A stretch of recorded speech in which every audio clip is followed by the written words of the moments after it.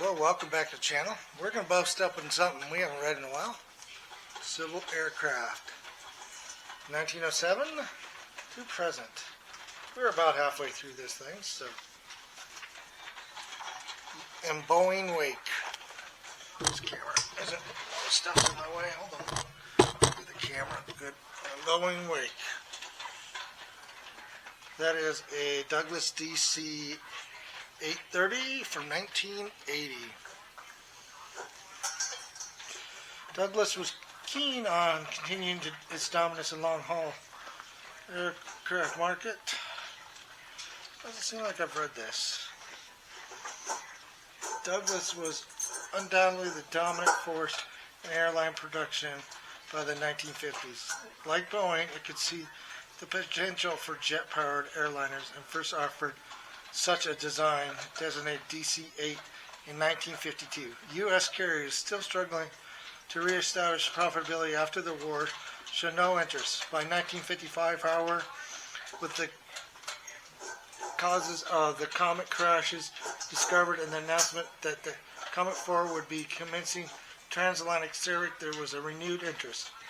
Boeing had already flown its Radical 367-80 and apparently had a major head start over Douglas, which would be unable to fly its own larger prototype until 1958.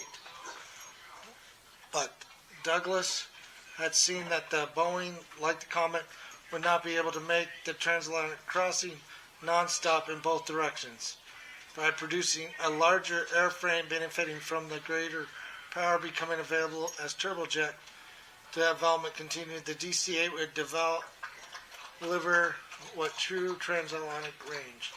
Pan Am was tempted by the promise of a longer range, and although it launched the 707 with an order for 20, it was also signed up for 25 DC-8s, planning to offer an alternative to the BOAC's Comet service in 1958. And then non-stop transatlantic service as soon as it could get its hands on DC-8. The airlines also complained that the 707 was too narrow, and on that basis the DC-8 had taken orders that Boeing might well have considered its own.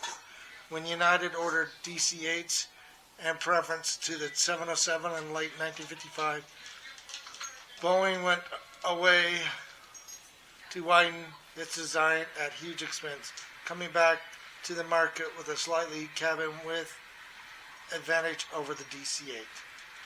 Much of the 4-year advantage that Boeing had over Douglas therefore evaporated. The former developed the 707 into the 717 for the military and redesigned the airline. The 707 finally entered service in October 1958. The DC-8 was flown for the first time that May. Douglas worked hard on the initial DC-8-10 for United and had the models ready for the service by September 1959. The development gap had been narrowed to just 11 months, but although the chronographic gap had been closed, the development gap remained considerable. Douglas lacked Boeing's world-leading experience in the application of swept-wing technology to large aircraft, and the DC-8 wing was considerably less advantage than that of Boeing. The more powerful engine that Douglas had also not become available, so even the DC-8-10 was rather underpowered. Only 28 10s were sold, and most of them were redesigned. Douglas had concentrated on the transcontinental for United and now turned to the long-range, heavier DC-8 for Pan America.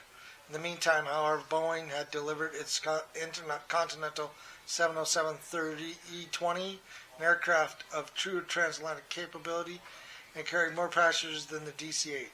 Boeing had won the big jet race, and although the DC-8 sold well, Douglas never again presented a serious challenge in the long-haul jet market.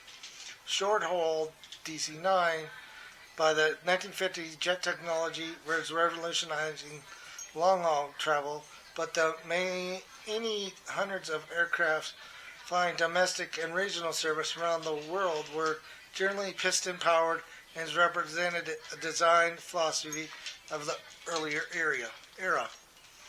Sood Aviation had produced the Caravelle to satisfy the market, but since Vickers and Lockheed were working on turboprops, the French had no direct competition. Boeing and Douglas planned to build rivals, and Douglas was the first off the market, showing the United and other airlines its plans for its 4-engine DC-9 in 1959. After United and Eastern bought the Boeing 727 in 1960, Douglas began talking to Sood Aviation and General Electric about re-engineering the Caravelle, but when BAC announced its once 11, Douglas responded with a new aircraft, which it began presenting to the airlines in 1962. The new type emerged as the DC-9 Twinjet, launched against the Delta order in April 1963. First flight came April 25th, 1965, and by the time Boeing could fly the 737 for the first time, the Douglas was preparing its third DC-9 version for service. The DC-9 was larger and more economical than the 111 and had serious competition only when the 737 finally entered service in 1968. That's how long the 737's been in service, since 1968. Which is also some of the reasons what's causing problems currently, because they keep trying to stretch a plane that was built in 1968 to make it bigger and carry more passengers to today, which throws off things. Here's a Corvair CV99 from 1962. Here's a Douglas 910 from 1980. And here's a Douglas MD-81 from 1980. And then you can read all this history right there.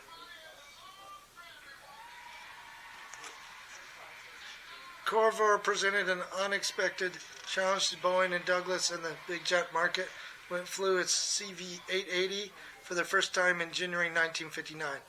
Many company insiders were keen to develop a jet successor to the CV-240 series, a design that would have had at least 5 years advantage over the DC-9. But Corvair was a subsidiary of Howard Hughes, owned TWA.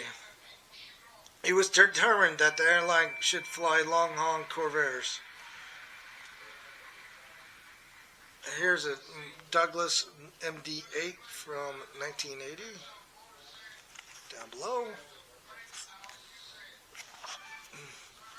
Howard Hughes was determined to have Corvairs. The CV-880 was very fast but inefficient, and its narrow cabin seated only 5 abreast rather than 6 like the 707 and the DC-8. Just 65 were built. Corvairs needed to sell 120 to cover development cost.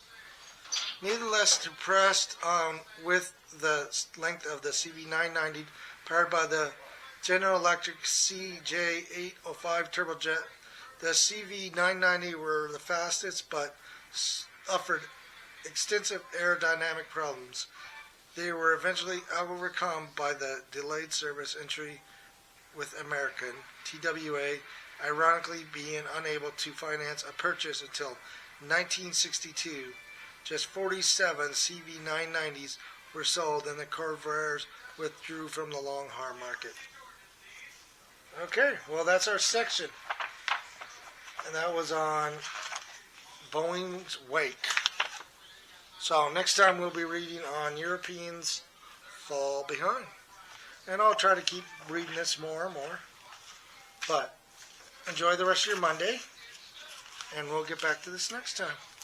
Thanks for watching, and like, subscribe, and share. Till next time.